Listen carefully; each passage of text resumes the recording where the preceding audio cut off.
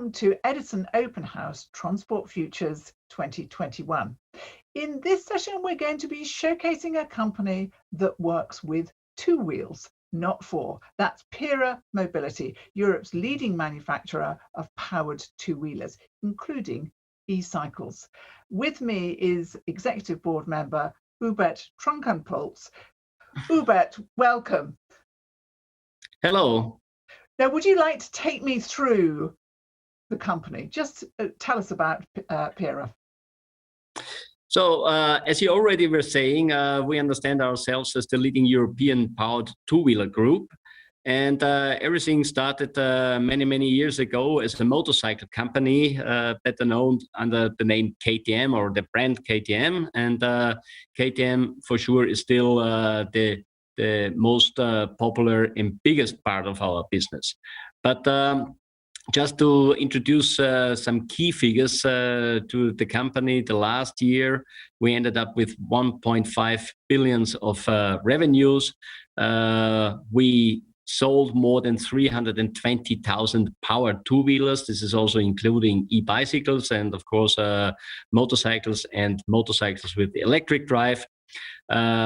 We are employing around about 4,500 people and invested 150 million euros in the last year. So basically the company is composed out of three elements, and I don't know if we can see this on the presentation. It is the three brands in the motorcycle business. It's KTM, it is HUSQVARNA, and it is GASGAS. And in the e-bicycle business that we started 4 years ago, we are also dealing with several brands. It is HUSQVARNA, it is Raymon E-Bicycles, and also GASGAS bicycles. So in what we also have in the group is, I would say, some service companies. We have an own design company. The name is Kiska. That's situated in Salzburg. We have the KTM e-Technologies. In this company, we are doing all this basic development work for electric drives and electric technology. We have some internet and IT providers in the group like KTM Innovation, Avocado. So all in all, we have a very high innovation rate in the company. We are employing more than 600 engineers out of this 4,500 people. And we are a technology-driven company, more or less. PIERER Mobility is a very interesting company, and you obviously see the future as being one in which electrification plays a major part. How do you see the future of transport? I would like to refer maybe to a study that McKinsey was introducing in 2019, and I think this gives a pretty clear picture where we think that it goes or will go. So when we see the slide in the background, then we expect and we share this opinion that shared and private short distance mobility will play a very much more relevant role in transport in the future as it does now. So we think that this will increase from 5 to 10% as it is in 2019 or was in 2019 up to 20 to 30%. So this is a major increase, and this will go to the disadvantage for sure of car and other car-based mobility, which we see also decreasing. What does it mean for us? We see the powered two-wheeler as the alternative or the perfect add-on to public transport. So Corona was accelerating this trend enormously because using subways, buses, trains was not so favorable. And especially in the last year, we are seeing that a lot of individuals are changing to individual transport again. And the car, considering limited parking place, considering purchase prices, considering the traffic situation, are maybe not the best option. So the powered two-wheeler in general was playing a very much increasing role in transport in general. I can see that a powered two-wheeler, a bicycle, would be very attractive, because if you need to go up a hill, it's really hard work, and a bit of power helps, and particularly for older people. But are the people who currently ride bikes, who are a very particular group of people, how do they react to electrification of motorbikes? Maybe we can share the next slide. So what our vision is. We see it pretty much differentiated, because there is two sectors in the motorcycle business that we have to differentiate to each other. The first one is the smaller displacement sector from 50 cc to 125 cc, so the moped and smaller motorcycle classes. So we're talking from a range to 4 to 11 kilowatts. And we think that that half of this market in the next couple of years, in the next 10 years, will turn into electric. So we are talking about an enormous market potential, because when you take a look on the bigger cities, especially in the Southern European citizens, there is hundreds of thousands of scooters there. Most of them are driven by two-stroke engines, old-style engine technology, with a lot of emissions in all terms, whether if it is noise or CO2 emissions. So when this big part of mobility or transport vehicles will be changed into electric, as we expected, and half of it will change into electric, then we see an enormous potential for the products that we have under development, especially as it is concerned to scooters, but also to e-bikes. And as you were mentioning before, e-bikes, of course, have the advantage. An e-bike brings you from A to B, but also it's very healthy kind of mobility, and this is why that this market is booming enormously. I've just suddenly got a vision of Rome or Milan as a quarter city, thanks to electric scooters. Let's go on, though, to think about how your business solves the problems of the future of transport in a way that returns margins for investors. I mean, I think you've already indicated that there's potentially a huge market there. Absolutely. So we talk about an addressable premium market in Europe from around about 10 billion of market size, and where we want to be in is what you see on the next chart is the product categories where we are in. So starting with e-bicycles, the market size for e-bicycles only in Europe will be from 3.5 million as it is now, grow up to 5 million. And the advantage of the PIERER Group is that we were establishing a very, very dense network of subsidiaries in all the major countries in Europe over the last years. We also can utilize our dealer network that we have built up with motorcycles, because all these dealers see the e-bike or the electric motorcycle as the perfect add-on product to their portfolio. And this certainly will give us a competitive advantage, particularly against the e-bike manufacturers. But also in terms of scooters, what we are a high-tech company with a lot of experience in producing vehicles. And electric scooters and electric motorcycles will play a major role in the future of mobility. But the other advantage is that we have since many years joint venture partners in India with Bajaj Auto and also with CF Moto in China.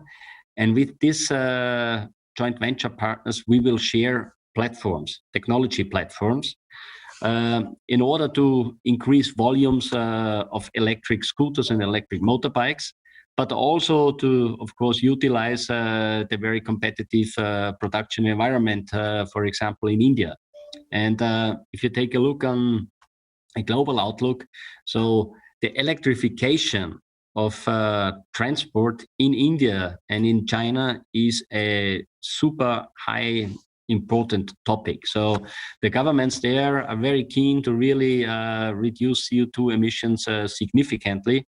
Therefore, there will be huge domestic markets for our joint venture partners as well. And sharing these platforms will give us, for sure, the possibility to sell these products also for a reasonable, affordable price. Because at the moment, electric mobility is very expensive. And this is why a lot of people are still counting on combustion engines rather than electromobility, because it's not affordable. So what we do is with utilizing these cooperations, that we bring products to market with a competitive and affordable price. When we talk then about motorcycles with higher displacements and higher range and higher performance, we strongly believe in e-fuels and synthetic fuels as one of the technologies of the future. And what we at the moment doing is to make all these engine ranges that we have in our model ranges built in. So from 400cc to 1200cc of displacement, to make them ready for e-fuels and synthetic fuels. When do you plan on launching your e-scooter?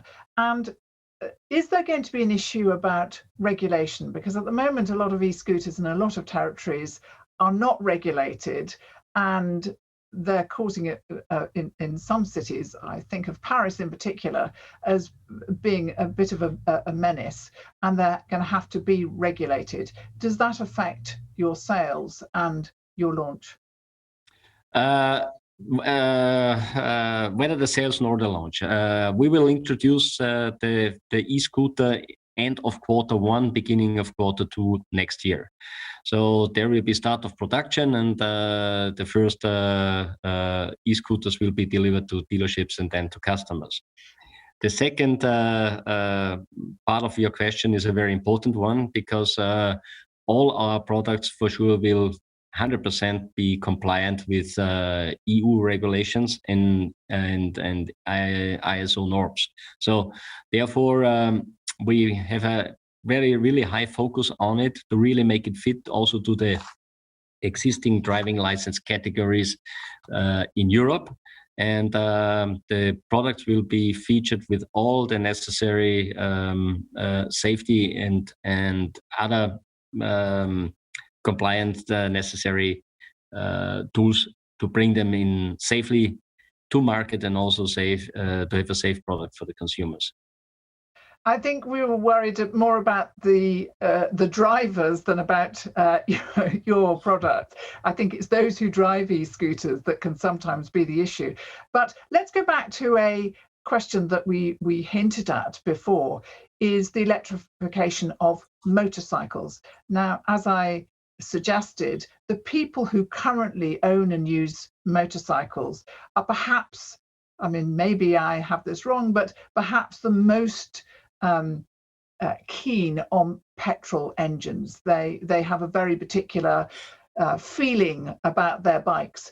Are you going to be able to persuade them to electrify? I think they have all good reasons to be hesitant there, because as much as we believe in the electric drive for motorcycles or scooters or power two-wheelers in general, up to a performance range to 15 kilowatts. Because why 15 kilowatts? There you still can use a low voltage technology, so 48 volt in particular. And this is very easy to handle. This is also very safe, much safer than high voltage. And we are able to really develop concepts or vehicle concepts which are still have the rideability that you expect from a power two-wheeler, from whether if it is a motorcycle or a scooter. When it comes to higher performance, we think the limitation is in the nature of a motorcycle, because we simply do not have the room for these heavy batteries. The batteries with a weight of 100 kilogram and more, they are ending up in a very, I would say, untypical riding way of a motorcycle. So therefore, we are much more keen to really believe in synthetic fuels for the higher displacements. They will provide a lot of advantages, and looking forward, we think that also price-wise synthetic fuels will be more and more competitive also compared to the existing ones. So we strongly believe in electromobility for the smaller range, for the urban mobility, for the smaller displacements, and for the lower power range. But we doubt that this will be the technology also for the long distance traveling and the heavy motorcycles. That's a fascinating view of the future, and it's clear from what you say that actually these powered two-wheelers are going to play an increasing part in our transport future, and actually people are moving from cars to these two-wheelers. And as you say, yes, it took coronavirus to make people realize that actually this was a very pleasurable way of traveling. Yes, absolutely. And we will see that time will play an important role there. And I think also you have to launch products which are how should I say, attractive, because there was a lot of products on the market where they simply didn't look good, and the ergonomics were not good, and the technology was not really at the level where consumers would expect it. But I'm 100% sure that with the knowledge we have, in the next couple of years, we will introduce products that people will like. Hubert Tronkenpolz, thank you so much for talking to us. It's been fascinating. It was a pleasure. Thank you very much.